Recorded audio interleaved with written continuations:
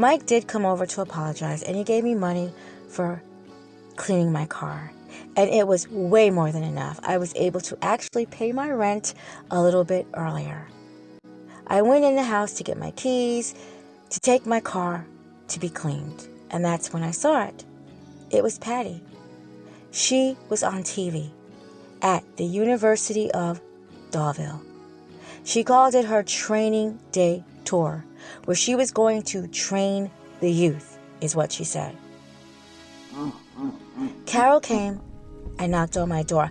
I pushed past her. I told her I had errands to run and a phone call to make. If I can't stop her, I know the one person that can. Donnie Bondi will. Her name was Jess. Everyone called her Jessica for short. Several months ago, she was a striving clothing designer. And then her mother, who was one of the 35 women who went missing after leaving that Starbucks, was never seen again. It left her and her father just inconsolable. Her father, who was a successful accountant at Bank of Deauville, he started drinking way too much. Jess and her father, they started to clash with everything. He would be happy one second thinking about his wife and sad the next second thinking about his wife. I mean, Jess was sad too. She had moments of despair and pain, but she didn't resort to drinking. She sold enough dresses online where she decided to move out to a place that she could afford in Dallsville. She made and sold her dresses online, worked part-time at the Plasma Center downtown to try to make ends meet. She even put an ad in the paper, single white female in need of a roommate. When she had a moment to herself, she would watch Big Pat's training day. She had an obsession. Big Pat, quote-unquote, trained every Thursday, and Jess made sure she was there. She even lucked up and rode the elevator with her, helping her with the equipment. Big Pat asked Jess, was she a Yellowton or a feisty Yellowton? Jess applied super feisty, and Big Pat grinned. She liked that. She said she was using the doll bowl that seats 10,000 people, and if she would like to help, she could help set up the stage and everything. However, Jess declined. Big Pat was shocked. Jess said she had to work. Big Pat quickly said no job will be as important as Thursday's training day. When Jess got home, now she was watching Wicked Whispers, an evil podcast by Big Pat.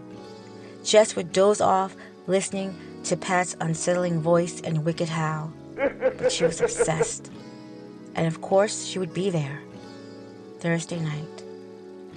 Across town was a man that went by the name Al, and he had a following that got a little too feisty for her. Big Pat was right by his side, too.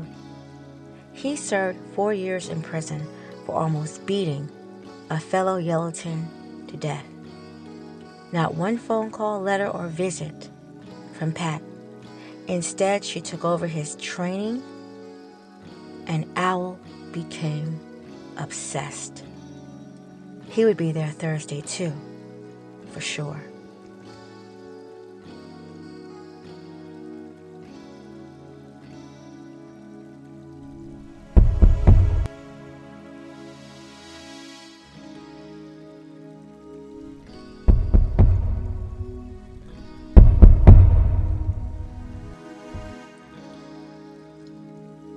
I had met with a guy named Sammy Lowe. I told him that Patty and her followers had set fire to multiple stores in Deauville, and I even showed him her podcast. He said he would look into it and he would tell Donnie Bondi all the information I gave him. And he told me if everything checked out, don't look for them, that they would find me. Now all I could do is think about that money. $100,000. That's all I need. all I could ever want. However, plan B. I looked in the paper to see if I could find a cheaper place. I couldn't get any rest here anymore. I saw page after page of fathers that were abandoned and left with their children. And then an ad. Single white female looking for a roommate. I placed a call and left the message. I needed plan B in case Bondi's people didn't look for me like they said that they would.